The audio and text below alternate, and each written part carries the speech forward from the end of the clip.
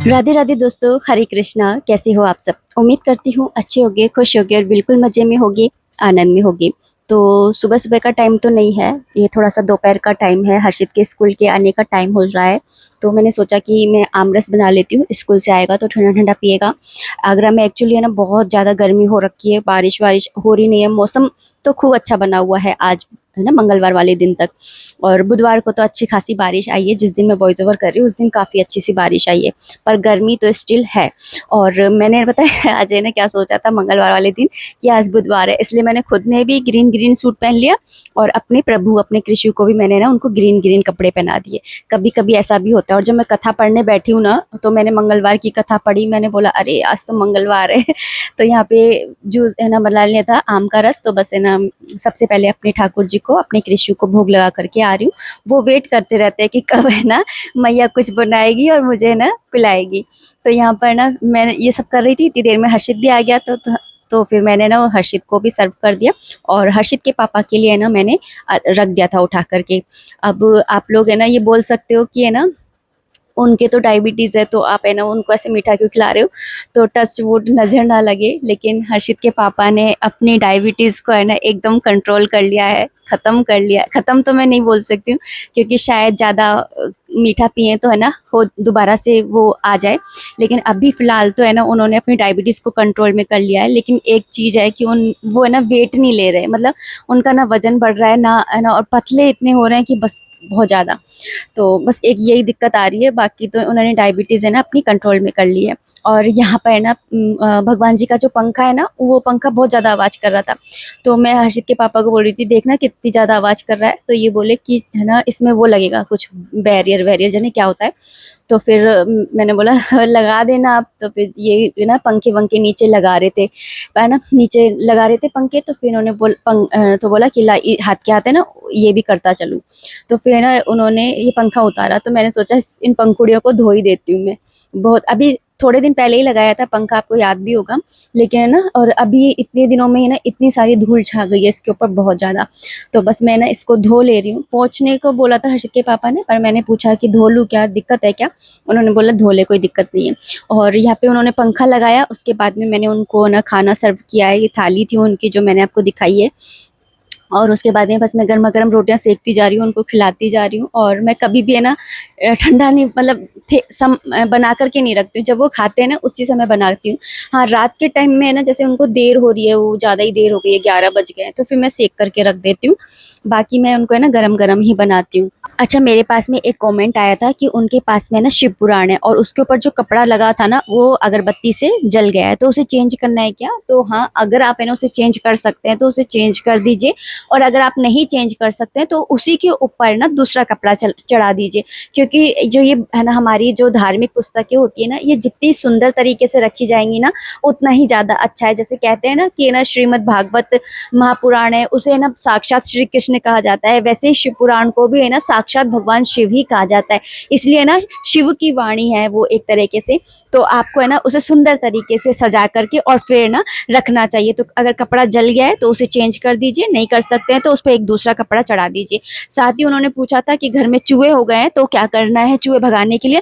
तो अभी मैं भी है ना मायके चली गई थी 1 महीने के लिए, तो हमारे घर में भी है ना 2 चूहिया आ गई थी। एक तो पकड़ में आ गई है पिंजरे में, लेकिन एक अभी भी है ना घूम रही है।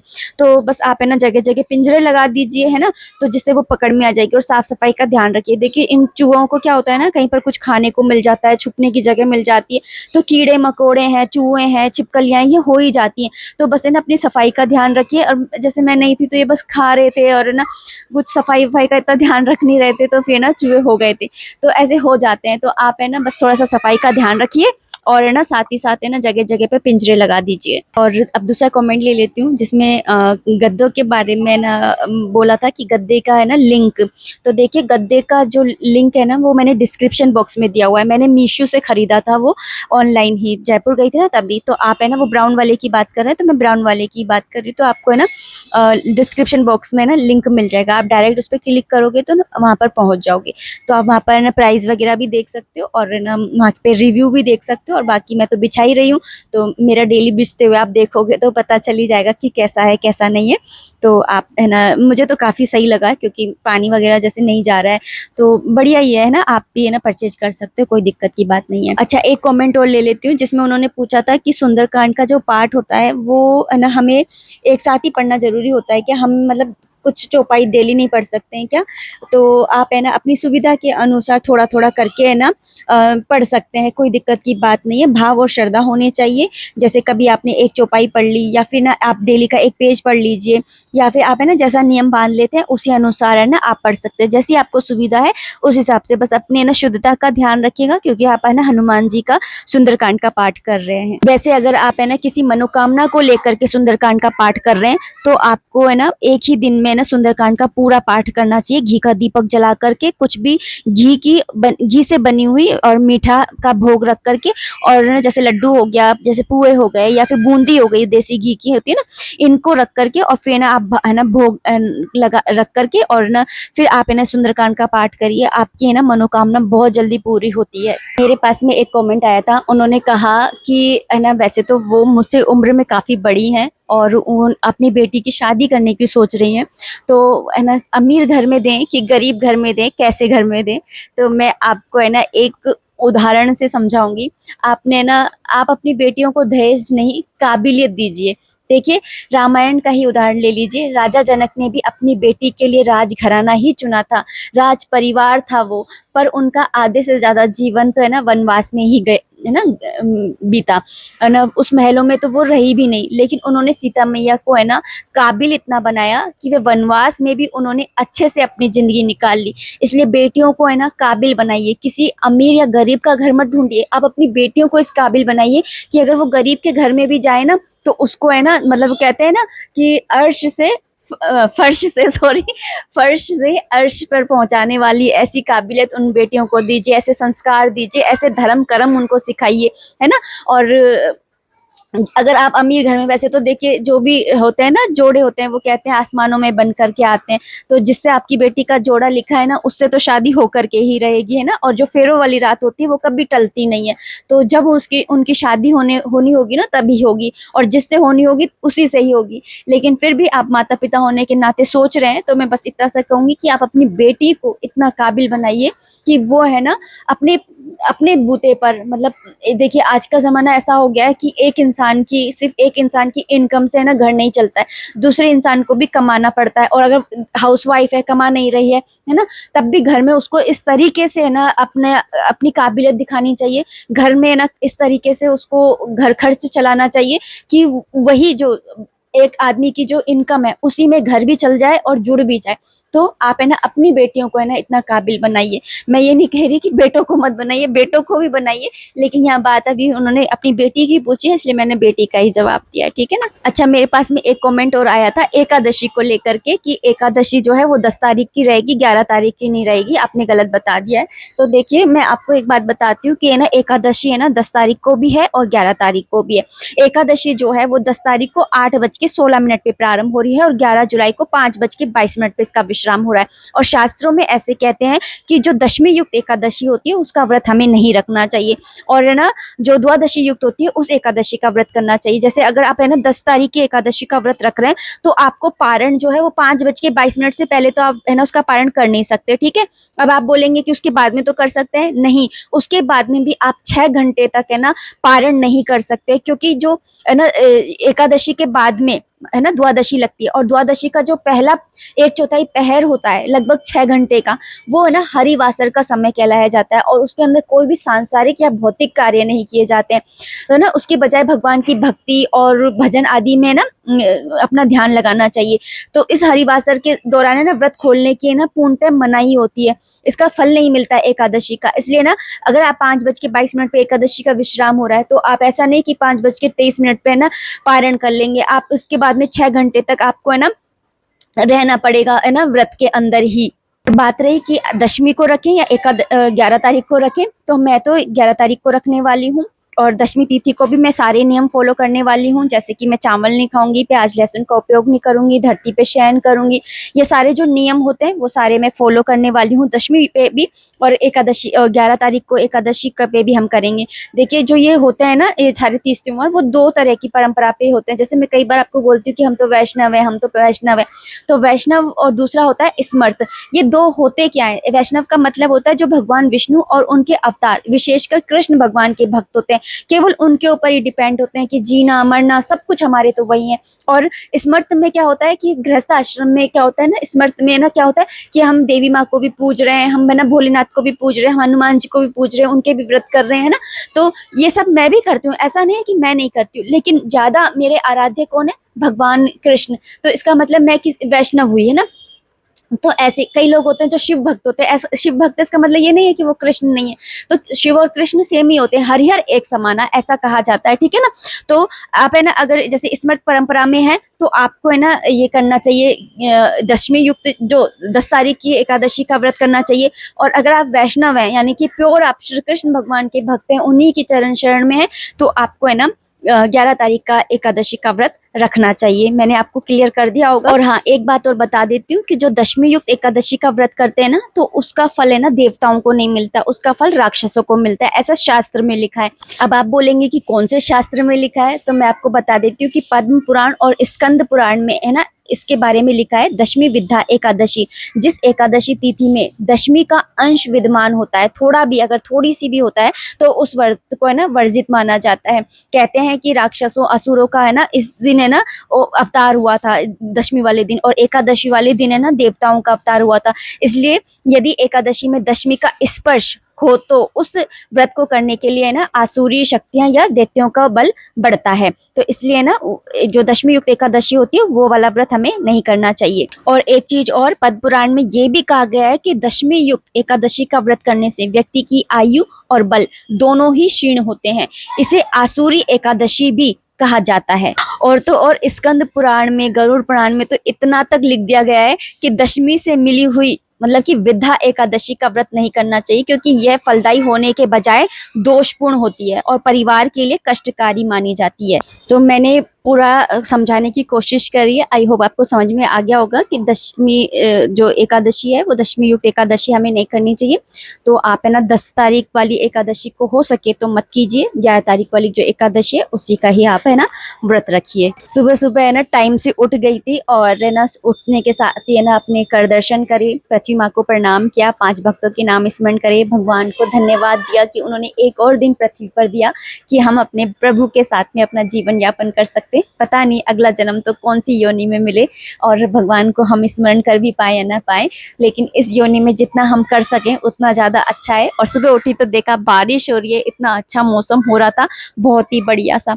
तो बाहर से तो मैं पानी सारा सूत के आई, आज तो झाड़ू वाड़ू लग नहीं पाएगी। और अंदर की भी मैंने ना सारी झाड़ा झूड़ी मैंने सब कर ली है, स्लैब वगैरह पहुंच दी है। और जो भी मेरे रिचुअल होते हैं सुबह के, पानी पीना और चूल्हे को प्रणाम करना, अन्नपूर्णा माता को प्रणाम करना, ये सारे रिचुअल्स मैंने फॉलो कर लिए। और उसके बाद में झाड़ू लगाई है, उसके बाद में मैंने पोंछा लगाया है।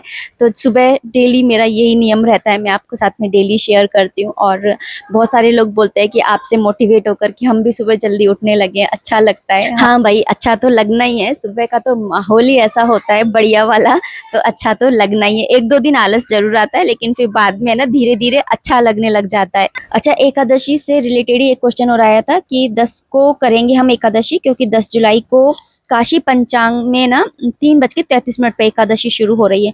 देखिए, हर स्टेट का है ना सूर्योदय होने का समय अलग अलग होता है। आप अपने स्टेट के अनुसार ही आपको है ना एकादशी का व्रत करना चाहिए।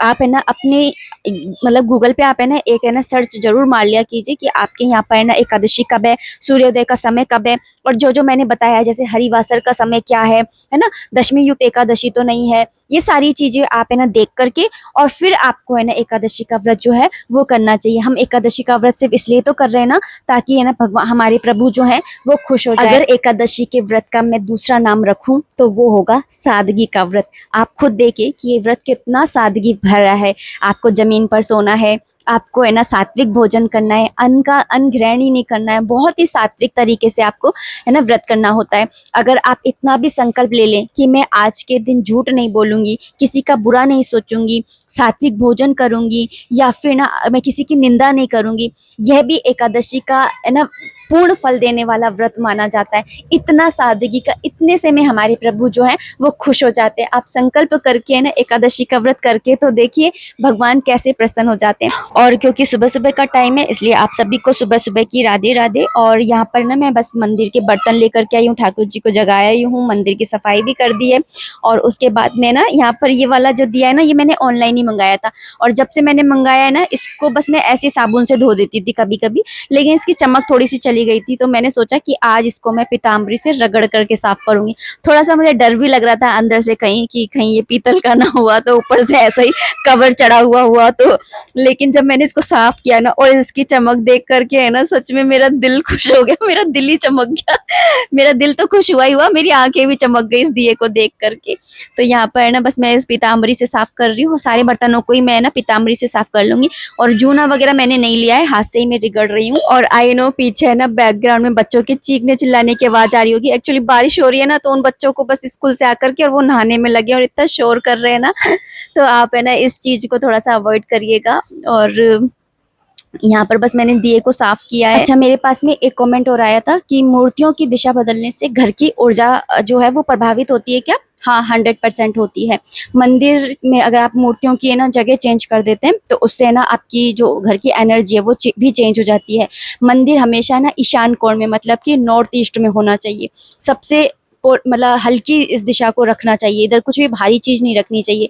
और उन्हीं ने दूसरा क्वेश्चन किया था कि पीपल के पेड़ की पूजा करने से क्या पितृदोष मिट जाता है सच में, या ये बस ऐसे कहने की बात है? पीपल के पेड़ की पूजा करने से पितृदोष ही नहीं, शनि की दशा अगर चल रही है तो वो भी मिट जाती है, लक्ष्मी विष्णु जी की कृपा मिलती है।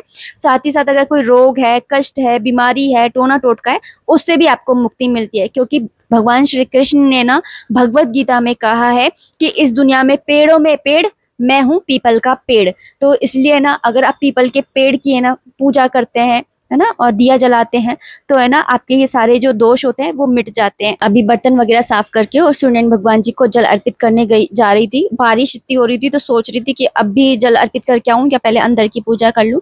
फिर मैंने सोचा कि नहीं, जो मेरा नियम है वही मेरे को पूर्ण करना चाहिए। वो कहते हैं ना कि जब हम नियम से रहते हैं ना तो भगवान भी हमारा वेट करते हैं। जैसे आप है ना जिस समय पे भगवान को भोग लगाते हैं, समझे 10 बजे लगाते हैं, तो भगवान भी इंतजार देखते हैं कि है ना 10 बज गए, आज मेरा खाना नहीं आया।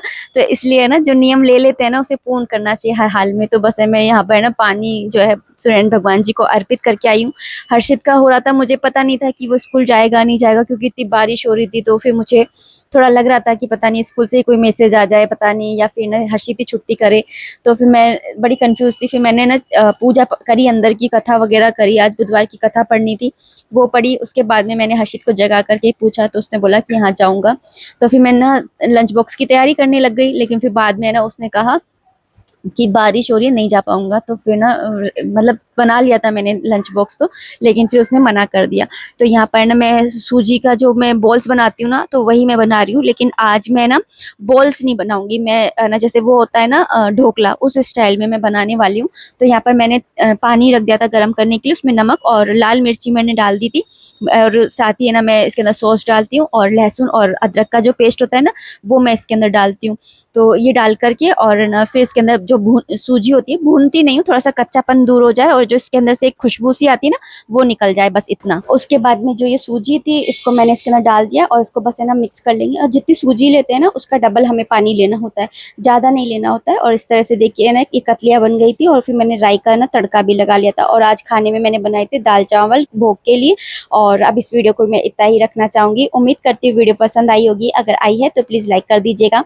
कोई भी कमेंट है, कोई भी सजेशन है, आप कमेंट बॉक्स के थ्रू मुझे कर सकते हैं। और कमेंट सेक्शन में आप है ना राधे राधे जरूर लिख दीजिएगा। और कोई भी प्रश्न है, कोई भी क्वेरी, आप जरूर से कमेंट सेक्शन में करिएगा। और मैं सारे कमेंट्स का रिप्लाई नहीं कर पाती हूँ, जितना मतलब नहीं तो खुद ज़्यादा ही लंबा वीडियो हो जाएगा ना, लेकिन पूरी कोशिश करती हूँ सबके कमेंट्स लूँ। और जिनके नहीं लिए हैं उनके मैं नेक्स्ट डे जरूर लूँगी। तो मिलते हैं नेक्स्ट वीडियो में। राधे राधे, हरे कृष्णा।